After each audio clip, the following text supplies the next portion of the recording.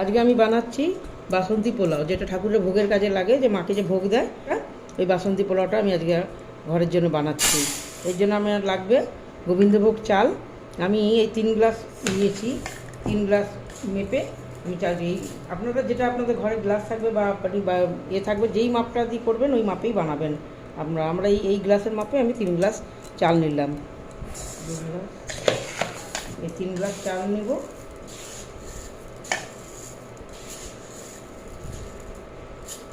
এই 3 গ্লাস চাল নিলাম।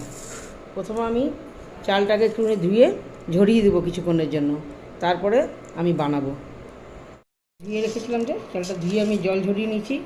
ঝরিয়ে নিয়ে এরপরে আমার এটার মধ্যে মাখার জন্য আমার লাগবে, এটার মধ্যে দেওয়া হচ্ছে, মাখবো এটাকে আমি আগে 3 চামচ ঘি,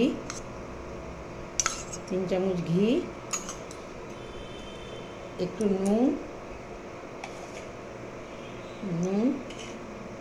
একটু হলুদ, অনেকে কালারের জন্য কালার দেয়, একদম কালার করবো। আর এই 1 ইঞ্চি আদা নিয়েছি, এটাকে আমি একটুখানি এটা দিয়ে কাদ্দুকাস করে নেব। এই আদাটাকে কাদ্দুকাস করে 1 ইঞ্চি মতো আদা নিয়েছি, মানে কুচিয়ে নিয়েছি, ঘষে নিয়েছি। নিয়ে এই আদাটাকে মেখে নেবো, এর মধ্যে মেখে কিছুক্ষণ রেখে দেবো। আমরা তো বলি আপনার গোবিন্দভোগ চাল, এটাকে গোলদানা চাল বলে জানে সবাই। গোলদানা চালটাই নেবেন, তাহলে সেন্ট হবে ভালো। এই কিছুক্ষণ এটাকে আমি মাখিয়ে রেখে দেবো, তারপরে আমি বানাবো। এই দেখুন সুন্দর করে আমার মাখানো হয়ে গেছে। এবার আমি কিছুক্ষণের জন্য এটাকে ঢেকে রেখে দেবো। মেখিয়ে কিছুক্ষণের জন্য আমি এটাকে ঢেকে রেখে দিচ্ছি, তারপরে আমি এটা যাব বানাতে। করতে আগেই বসিয়ে দিয়েছিলাম। ওর মধ্যে আমি দিলাম একটু রিফাইন দিলাম। তারপরে ওর মধ্যে দিলাম দুটো তেজপাতা, গোটা এলাচ, লবঙ্গ আর দারচিনি। এটা একটু গরম করলে, দারচিনি এটা একটু গরম হলে পরে এর মধ্যে আমি রাইসটাকে আগে একটু ভেজে নেব। অল্প রাইসটাকে একটু ভেজে নেবো। এতে তেলটা আমার ভালোই গরম হয়ে গেছে। এবার এর মধ্যে আমি যেটা মেখে রেখেছিলাম রাইসটা, ওটা দিচ্ছি। ওটাকে দিয়ে আগে আমি একটুখানি হালকা ফ্রাই করে নেব।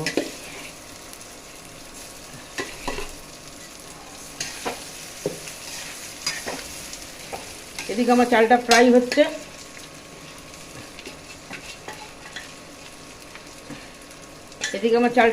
হোক, আরেকদিকে আমি জলটা বসিয়ে দেবো রাইসে। এদিকে ফ্রাই হোক, আমি ফ্রাইয়ের জন্য বসিয়েছি, আরেকদিকে আমি রাইসের জলটা বসিয়ে দিচ্ছি। সেই জন্য এখানে একটা ডেকচি নিলাম। এই ডেকচির মধ্যে যে গ্লাসে, যে এই গ্লাসটাতে আমি মাপে যে চাল নিয়েছিলাম, ওটার মাপেই আমি 3 গ্লাস চাল দিয়েছিলাম, ওটার মাপেই আমি 6 গ্লাস জল দেব।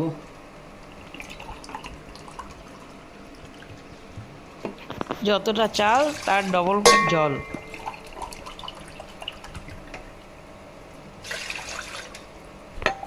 তিন, 4,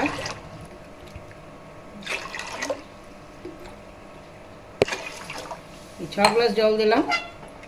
এবার এর মধ্যে আমি দেবো, আগে তো নুন দিয়েইছিলাম, তাও অল্প একটু নুন দিয়ে দিলাম এর মধ্যে, নুন।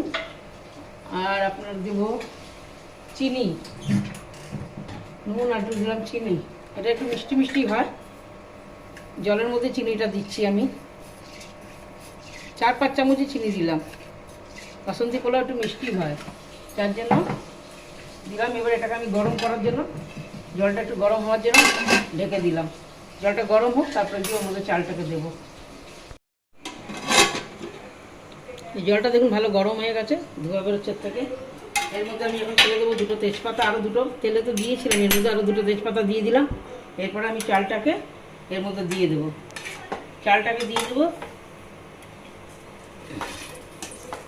চালটা যে ফ্রাই করে রেখেছিলাম, ওই চালটাকে এর মধ্যে দিয়ে দিলাম।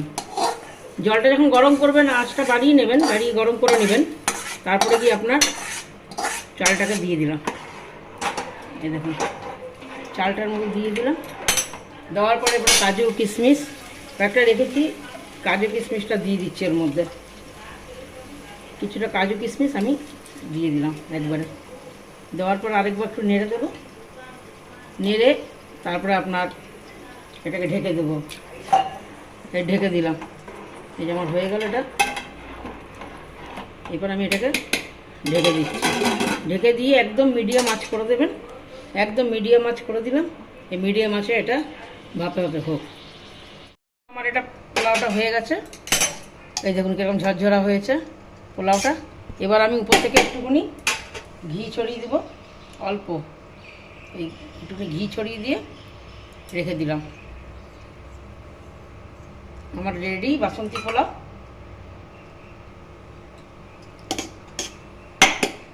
ঘি ছড়িয়ে রেখে দিলাম, দিয়ে একটু রেখে দিলাম এটাকে করে দিবি।